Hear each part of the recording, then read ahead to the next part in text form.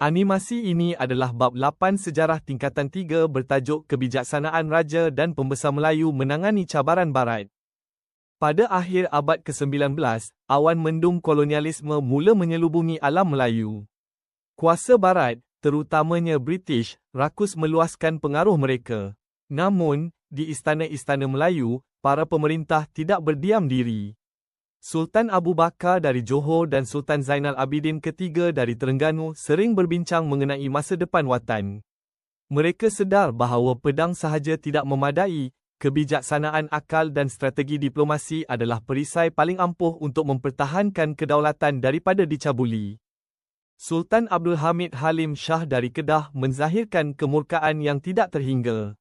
Baginda menyifatkan tindakan British dan Siam yang memecah belahkan wilayah Kedah tanpa izin baginda sebagai satu penghinaan. Dengan nada yang tegas, baginda menyatakan bahawa mereka telah menjual negeri Kedah seolah-olah menjual seekor kerbau. Baginda enggan mengiktiraf sempadan baharu itu dan menegaskan kedaulatan Kedah adalah mutlak. Suasana menjadi sangat tegang. Baginda merenung peta yang menunjukkan kehilangan wilayah Sadao, Setul, Pulau Terutau, dan Pulau Butang yang kini diletakkan di bawah naungan Siam tanpa sebarang rundingan dengan baginda.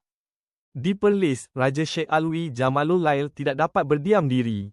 Baginda berdiri dengan penuh ketegasan apabila mendapat tahu bahawa wilayah Pujoh akan diserahkan kepada tangan Siam. Baginda menyuarakan bantahan yang keras terhadap kehilangan wilayah yang terletak di sebelah utara Sungai Perlis itu. Raja Sheikh Alwi menegaskan bahawa Pujoh adalah hak milik mutlak Perlis dan menjelaskan bahawa selama ini Pujoh telah ditadbir dengan baik oleh penghulu Kuala Perlis. Penyerahan wilayah itu kepada Setul di bawah pemerintahan Siam adalah satu tindakan yang tidak adil dan tidak berasas. Di Terengganu, Sultan Zainal Abidin III turut mengambil langkah berani. Baginda menegaskan bahawa penghantaran bunga emas kepada Siam hanyalah tanda persahabatan, bukannya pengakuan sebagai tanah jajahan. Baginda menghantar satu warkah bantahan rasmi yang akan dihantar terus kepada Gubernur Negeri-Negeri Selat sebagai tanda protes rasmi Kerajaan Terengganu. Dengan penuh wibawa, baginda menuntut agar Terengganu diiktiraf sebagai sebuah negeri yang merdeka dan berdaulat sepenuhnya. Sultan Zainal Abidin III dari Terengganu turut mengecam hebat penyerahan negerinya. Baginda juga berangkat ke Singapura untuk berunding secara bersemuka dengan Gubernur Negeri-Negeri Selat selepas Perjanjian Bangkok 1909. Hasil rundingan membawa kepada Perjanjian tahun 1910 yang meminda Perjanjian Bangkok 1909. Di Kelantan, Sultan Muhammad keempat menolak mentah-mentah kandungan Perjanjian Bangkok. Baginda melahirkan rasa kecewa yang mendalam terhadap tindakan British yang menyerahkan wilayah Tabal kepada Siam. Baginda melihat ini sebagai satu pengkhianatan kepada rakyat Melayu di wilayah tersebut. Penyerahan wilayah Tabal bermakna 15,000 orang Melayu kini berada di bawah kuasa asing. Ramai penduduk Tabal memilih untuk berhijrah ke Kelantan kerana tidak mahu hidup di bawah pemerintahan Siam. Baginda melihat rakyatnya terpaksa berhijrah meninggalkan kampung halaman kerana tidak mahu hidup di bawah pemerintahan asing. Di hadapan pegawai British, J.S. Mason dan wakil Siam, baginda menzahirkan kekecewaan yang mendalam atas pengkhianatan yang dilakukan terhadap rakyatnya. Di sebuah negeri di hujung selatan Tanah Melayu, berdirilah seorang pemimpin yang amat bijaksana, Temenggung Daeng Ibrahim. Beliau sedar, British sedang memerhati Johor dengan penuh nafsu. Namun, beliau tidak gentar. Baginya, Johor harus dibela dengan akal dan kedaulatan. Strategi pertama bermula di lautan. Beliau memastikan perairan Johor selamat daripada ancaman lanun hingga Ratu Victoria menganugerahkan sebuah pedang emas sebagai tanda hormat. Diplomasi ini adalah perisai halus yang membuatkan British segan untuk menceroboh. Melihat tekanan British di Singapura, beliau memindahkan pusat pentadbiran ke Tanjung Puteri, lalu membina Bandar Iskandar Puteri. Beliau bukan sahaja membina kota, malah memodernkan birokrasi dan pendidikan, membuktikan Johor mampu mentadbir sehebat kuasa Barat. Paling utama, beliau bijak memanipulasi kekayaan alam. Temenggung mengeksploitasi hasil hutan, terutamanya getah perca, yang sangat dicari oleh pedagang dunia. Beliau mengisytiharkan monopoli perdagangan ini, memastikan setiap keuntungan masuk ke kantung negeri, bukannya ke tangan penjajah, dengan ekonomi yang kukuh dan jati diri yang kental, Johor kekal megah. Berlaiu juga memperkenalkan sistem kangcu yang menggalakkan kemasukan orang Cina untuk mengusahakan tanaman gambir dan lada hitam dan menjadikan Johor pengeluar gambir dan lada hitam yang terkemuka di alam Melayu. Suara Raja-Raja Melayu semakin bergema melalui persidangan Raja-Raja atau Durbar. Di Kuala Lumpur pada tahun 1903, Sultan Idris Murshidul Adzam Shah dari Perak dengan berani mengkritik pemusatan kuasa di tangan British. Baginda bersama Tuanku Muhammad Ibni Yamtuan Antah dari Negeri Sembilan mendesak agar kuasa dikembalikan kepada institusi raja dan martabat bahasa Melayu dijulang semula sebagai bahasa rasmi persekutuan. Durbar menjadi pentas di mana maruah bangsa dipertahankan dengan hujah yang bernas. Durbar di Pekan, Pahang 1932 pula menyaksikan Sultan Perak, Sultan Iskandar Shah bertitah agar kuasa pemerintahan dikembalikan kepada Raja-Raja Melayu dan Majlis Negeri. Dalam Durbar di Klang 1937, Tuanku Abdul Rahman, Negeri Sembilan, mendesak British agar mengutamakan pengambilan buruh dari rumpun alam Melayu serta Sultan Abu Bakar, Pahang, pula mendesak agar isu pengangguran dan masalah ketiadaan tanah dalam kalangan penduduk peribumi diatasi. Manakala di Durbar di Seri Menanti 1939, Sultan Hisamuddin Alam Shah mencadangkan penubuhan Malay Girls College yang setaraf dengan Malay College Kuala Kangsar bagi memperkasakan tahap pendidikan kaum wanita Melayu. Pada penghujung abad ke-19, ketika British giat meluaskan kuasa di tanah Melayu, Sultan Abu Bakar bertindak bijak mempertahankan kedaulatan Johor melalui diplomasi dan pemodenan. Baginda menjalin hubungan baik dengan British sehingga berjaya mengekalkan Teluk Belanga sebagai milik Kesultanan Johor. Baginda dan kerabatnya juga menetap di Singapura sehingga tahun 1889 sebelum berpindah ke Johor.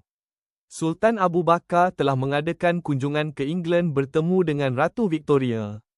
Pada tahun 1868, Baginda dikurniakan gelaran Maharaja Johor oleh Ratu Victoria. Pengiktirafan antarabangsa ini berjaya meredakan tekanan daripada Gubernur negeri-negeri Selat dan diberi kepercayaan menyelesaikan pertikaian di negeri-negeri Melayu untuk memastikan kedaulatan Johor terus terpelihara dalam jangka panjang. Baginda menubuhkan Lembaga Penasihat Johor di London. Ahli-ahlinya terdiri daripada pegawai British yang berpengaruh yang dilantik sendiri oleh Baginda.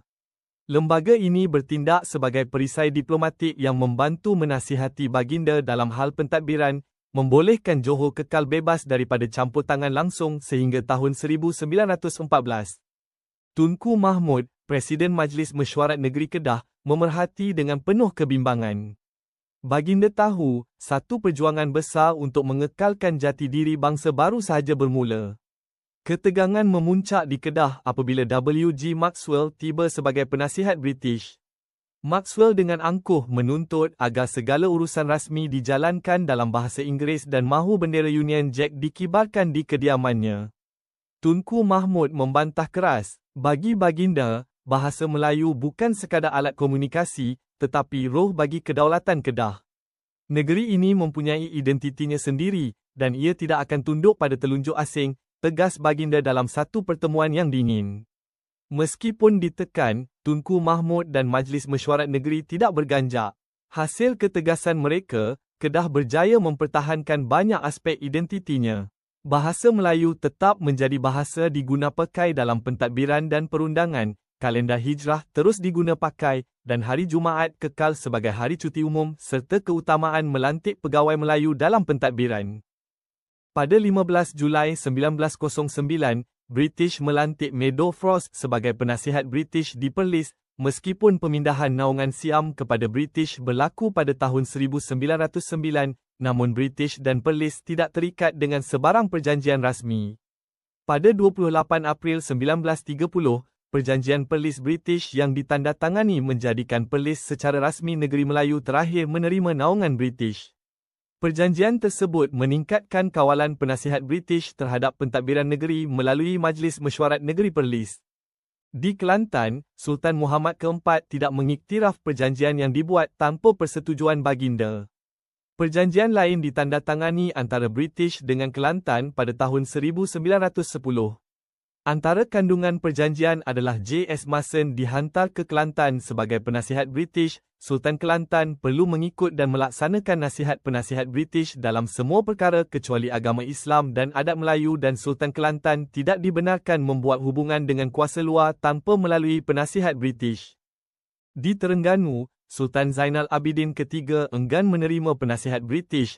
Penguasaan British dalam pentadbiran Terengganu berlaku selepas kemangkatan Sultan Zainal Abidin III apabila Sultan Muhammad II yang menaiki takhta selepas itu didesak menandatangani Perjanjian Terengganu British pada 24 Mei 1919 yang mana status wakil British ditukarkan menjadi penasihat British yang membolehkan British campur tangan dalam segala hal ehwal pentadbiran negeri kecuali agama Islam dan adat Melayu. Baginda kerap merujuk kepada pembesar negeri berbanding mendengar nasihat J.L. Humphreys, penasihat British. Humphreys menganggap tindakan baginda sebagai penghalang. Sultan Muhammad II turun takhta pada tahun 1920. Di Terengganu, Sultan Zainal Abidin III enggan menerima penasihat British. Penguasaan British dalam pentadbiran Terengganu berlaku selepas kemangkatan Sultan Zainal Abidin III apabila Sultan Muhammad II yang menaiki takhta selepas itu didesak menandatangani Perjanjian Terengganu British pada 24 Mei 1919 yang mana status wakil British ditukarkan menjadi penasihat British yang membolehkan British campur tangan dalam segala hal ehwal pentadbiran negeri kecuali agama Islam dan adat Melayu. Baginda kerap merujuk kepada pembesar negeri berbanding mendengar nasihat J.L. Humphreys, penasihat British. Humphreys menganggap tindakan baginda sebagai penghalang. Sultan Muhammad II turun takhta pada tahun 1920 dan digantikan dengan Sultan Sulaiman Badrul Alam Shah. Pada 14 April 1895, Sultan Abu Bakar memasyhurkan perlembagaan negeri yang dikenali sebagai Undang-Undang Tubuh Kerajaan Johor. Pengenalan undang-undang ini menjadikan Johor sebagai negeri Melayu pertama yang mengamalkan sistem raja berperlembagaan dan mempunyai unsur demokratik. Undang-Undang Tubuh Kerajaan Johor mengandungi 64 fasal. Antara kandungan penting undang-undang ini termasuklah Sultan tidak boleh menyerahkan negeri dan kerajaan Johor kepada sebarang kuasa asing. Menteri-menteri dan jemaah pangkuan kerajaan juga tidak boleh menyerahkan negeri kepada kerajaan asing. Seterusnya, jemaah menteri hendaklah terdiri daripada bangsa Melayu, rakyat Johor dan beragama Islam. Ahli Majlis Mesyuarat Kerajaan mestilah terdiri daripada rakyat Johor. Agama Islam sebagai agama negeri selama-lamanya dan raja dan kerajaan Johor mengekalkan hubungan baik dengan kerajaan lain terutama British. Kepentingan Undang-Undang Tubuh Kerajaan Johor adalah Undang-Undang Tubuh Kerajaan Johor menyediakan asas yang kukuh bagi negeri Johor untuk mengimbangi kuasa British dan mempertahankan identiti negeri. Perlembagaan tersebut digubal untuk membentuk kerajaan yang berteraskan demokrasi bagi menggantikan pemerintahan bercorak mutlak. Langkah ini memberikan kesan kepada rancangan British untuk menguasai Johor. Di pantai timur, Sultan Zainal Abidin III di Terengganu turut menghadapi tekanan serupa selepas Perjanjian Bangkok 1909. British cuba meluaskan pengaruh mereka ke Terengganu, namun baginda enggan menyerah kalah dengan mudah. Menyedari kepentingan memiliki sistem perundangan yang sistematik, baginda memutuskan untuk menggubal sebuah perlembagaan bertulis bagi memantapkan pentadbiran negeri. Sultan Zainal Abidin III berbincang dengan pembesar baginda, Ngah Muhammad, untuk merumuskan perlembagaan yang dinamakan Itkan Al-Muluk bi Tadil Al-Suluk. Nama ini membawa maksud, keyakinan kepada pemerintah yang berdasarkan keadilan. Baginda menekankan bahawa perpaduan antara raja, pembesar, dan rakyat adalah kunci utama pertahanan. Dalam perbincangan mereka, diputuskan bahawa Islam mestilah menjadi asas mutlak perundangan negeri, yang akan dizahirkan melalui 53 fasal yang teliti bagi menjamin kestabilan dan keadilan sosial. Pada 2 November 1911, Undang-Undang Bagi Diri Kerajaan Terengganu dimasyhurkan. Perlembagaan ini mengandungi 53 fasal yang menetapkan syarat-syarat pemerintahan yang ketat. Kandungan undang-undang tersebut adalah Kerajaan Terengganu merupakan kerajaan Melayu Islam, Malayuyah Islamiyah, dan Islam merupakan asas perundangan negeri. Selain itu, Sultan Terengganu tidak boleh menyerahkan negeri Terengganu kepada mana-mana kuasa asing dan Sultan Terengganu yang menyerahkan negeri Terengganu kepada kuasa asing hendaklah turun dari takhta. Menteri Besar mestilah beragama Islam dan rakyat Terengganu dan ahli mesyuarat negeri boleh terdiri daripada orang bukan beragama Islam tetapi mestilah rakyat Terengganu.